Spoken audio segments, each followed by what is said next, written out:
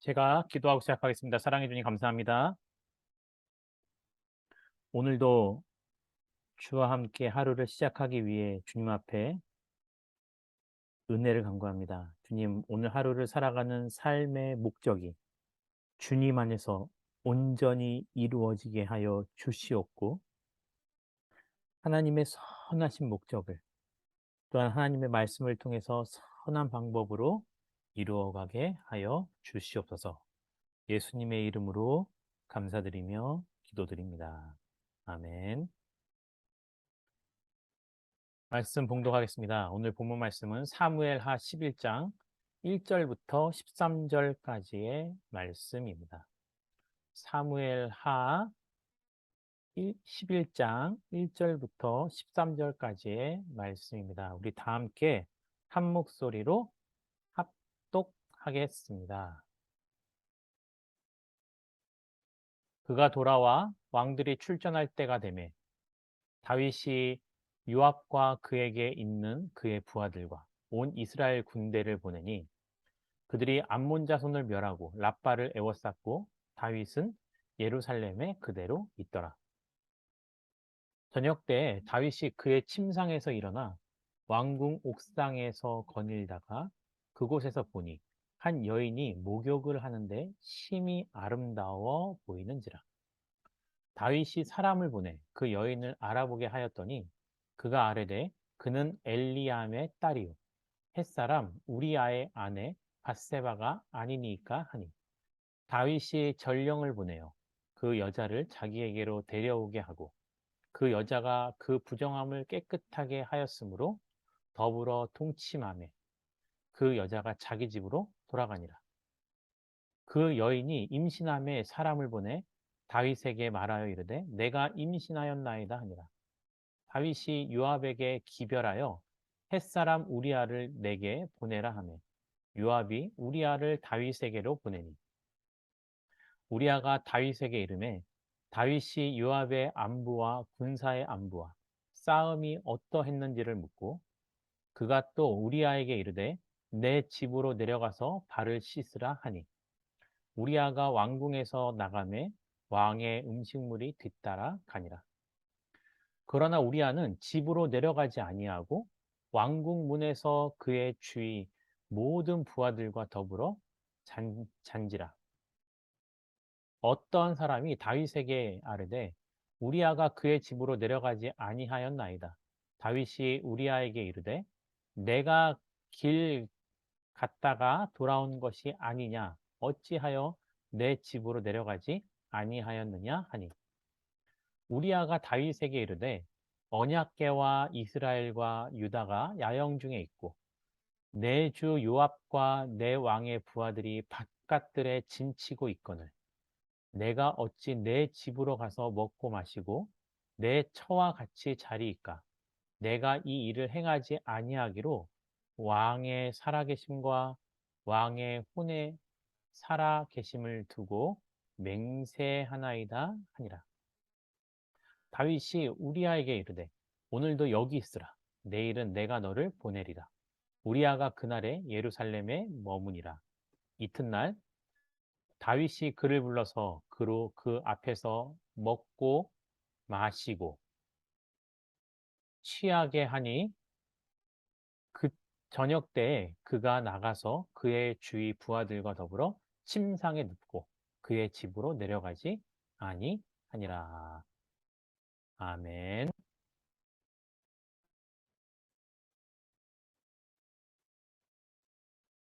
오늘 말씀에는 다윗이 그의 인생에 있어서 가장 큰 실수 가운데 하나인 바로 밧세바를 취했던 사건이 나오고 있습니다.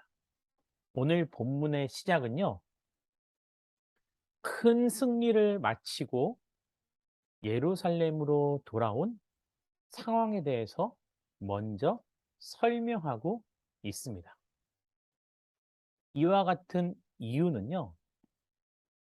아마도 하나님께서는 다윗과 같이 우리도 인생을 살아가면서 겪게 되는 큰 어려움이 있을 터인데 그때 우리가 현실에 자만하지 아니하고 큰 승리를 거뒀다 하더라도 우리는 늘 삶과 넘어질까 조심할 필요가 있기 때문이 아닌가 생각합니다.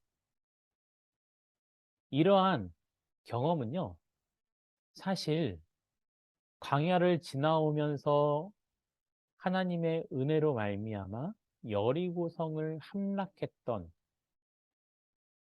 모세와 또 이스라엘 백성들이 크고 견고했던 그 여리고성을 함락함으로 말미암아 아이성을 함락하는 데 있어서는 그들이 잠시 교만하여서 더 적은 인원으로도 쉽게 그것을 정복할 수 있을 거라 생각했던 실수. 또한 하나님 앞에 하나님께서 원하시는 방법으로 그것을 이루는 것이 아니라 그들 가운데 제할 잘못과 실수가 있었음에도 불구하고 그러한 것을 살피지 못했던 것으로 말미암아 아이성에서 큰 패배를 경험하게 됩니다. 오늘 다윗도요, 그가 전쟁에서 승리하고 돌아와 자신은 예루살렘에 그냥 남아 있고 요압과 그 부하들과 군대를 전장으로 다시 보내는 가운데 저녁 때쯤 다윗이 침상에서 일어나 왕궁 옥상에서 둘러보다가 한 여인이 목욕하는 모습을 우연히 발견하게 됩니다. 이에 다윗은 그 여인의 모습을 보고 심히 아름다워 보였다라고 성경은 기록하고 있습니다. 그래서요, 다윗이 그 여인을 그렇게 봄으로 말미암아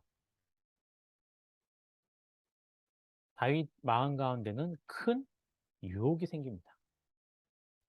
그래서 다윗은 그 유혹을 이겨나가지 못하고 그 여인을 바로 신하를 시켜서 데려오게 합니다.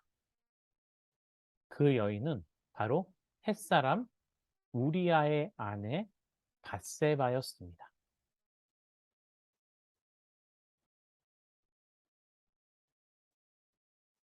밧세바를 데리고 와서 다윗은 자기가 가지고 있던 권력으로 그녀와 강제로 동침을 하게 됩니다.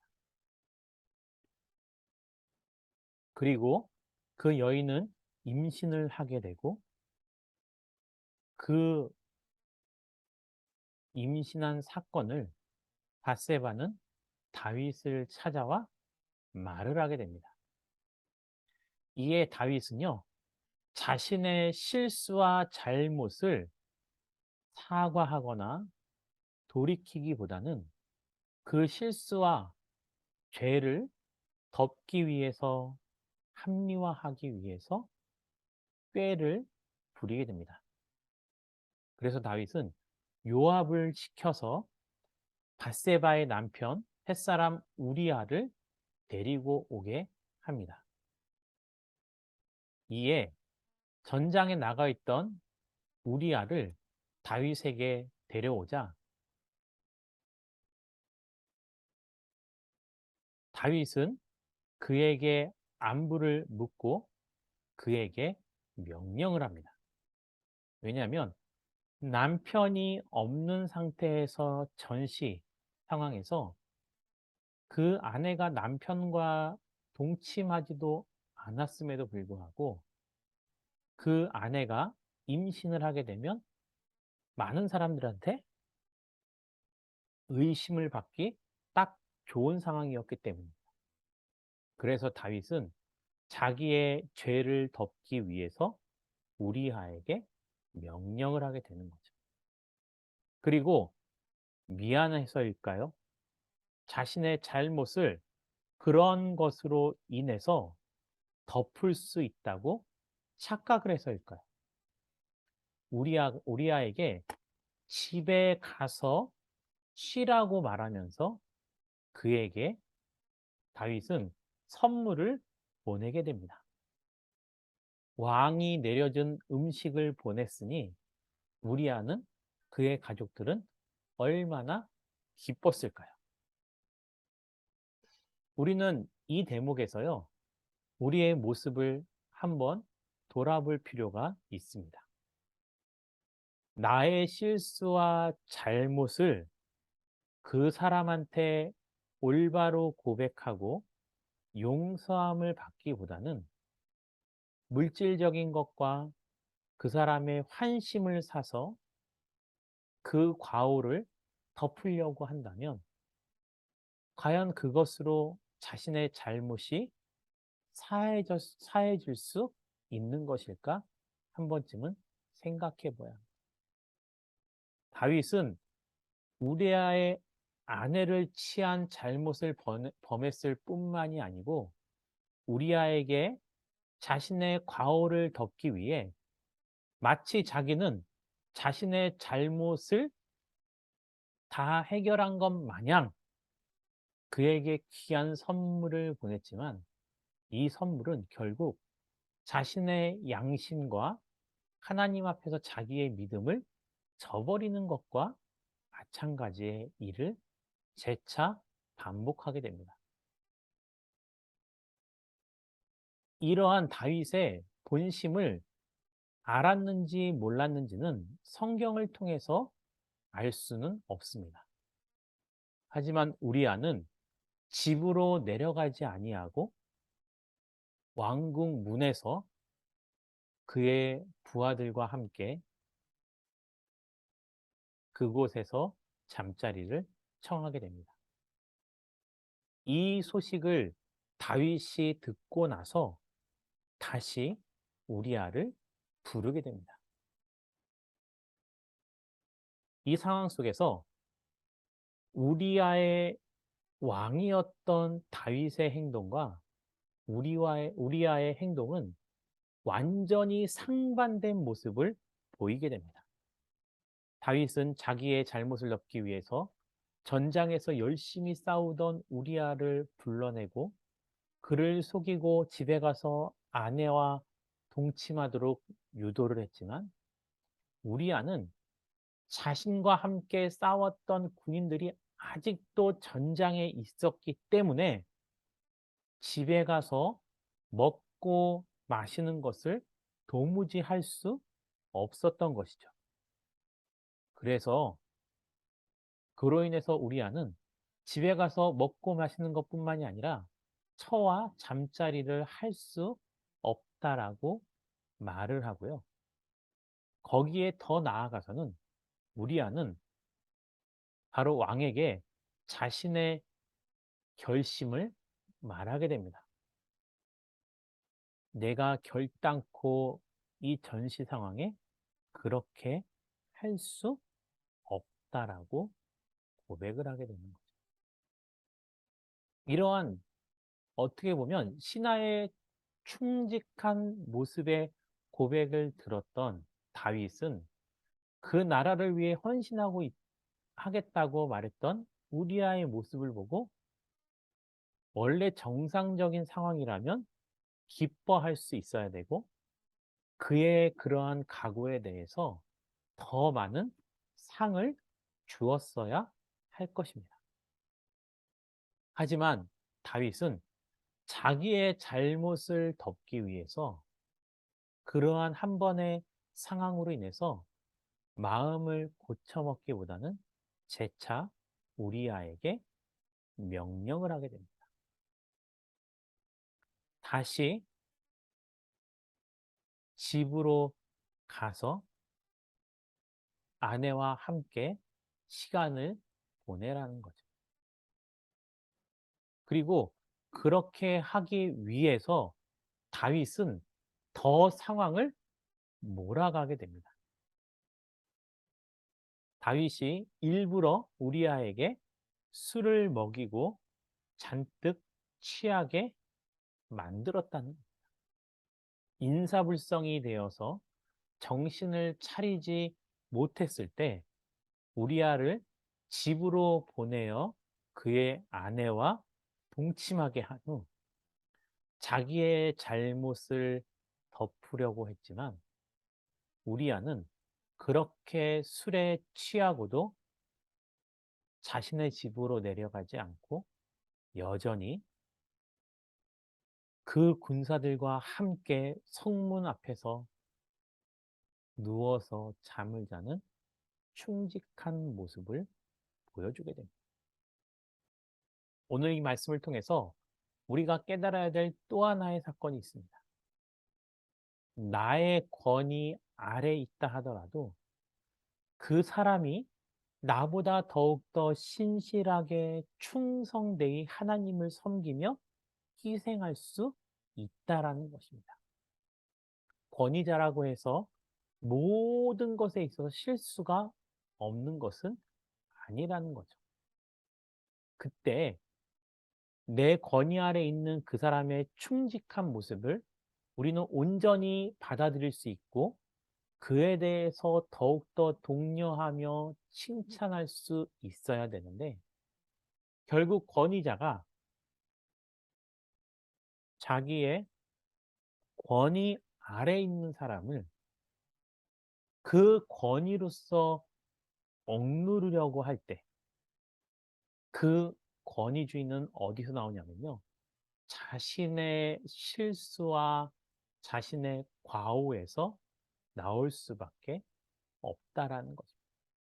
즉, 자신이 열등감에 취해 있고 부족하면 부족할수록 그 사람은 더욱더 영향력보다는 자신의 권위를 내세워 명령할 수밖에 없다라는 것입니다. 하지만 권위를 내세우는 것이 아니고 선한 영향력을 내세우고자 한다면 그 사람은 더욱더 낮아지고 하나님 앞에 더욱더 신실한 모습으로 살아가야만 그러한 선한 열매를 맺어나갈 수 있다라는 것입니다. 우린 언제나 다윗처럼 실수할 수 있습니다.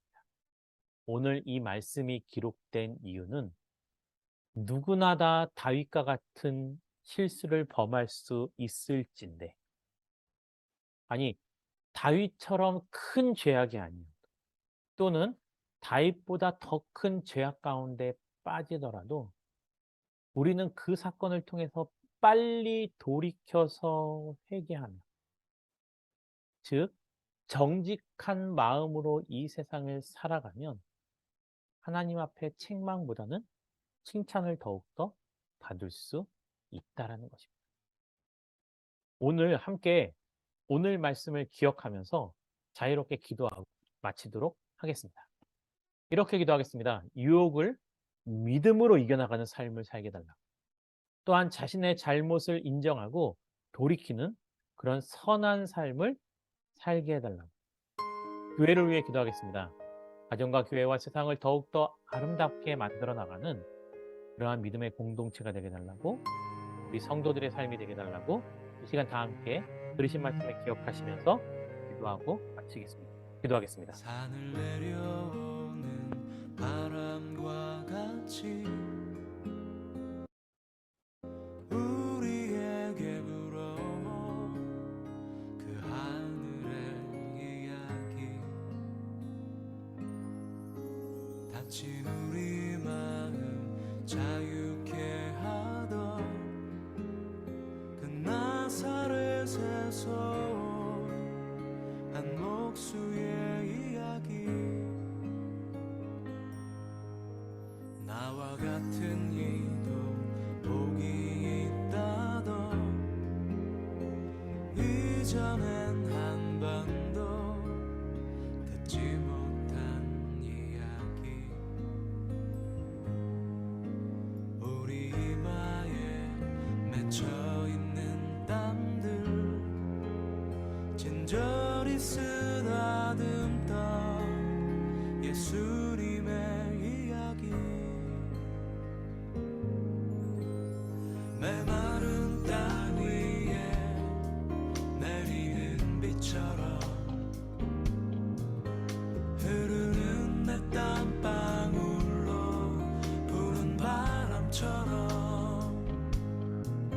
나를 향하신 그분의 마음 널 사랑한다 참 귀하다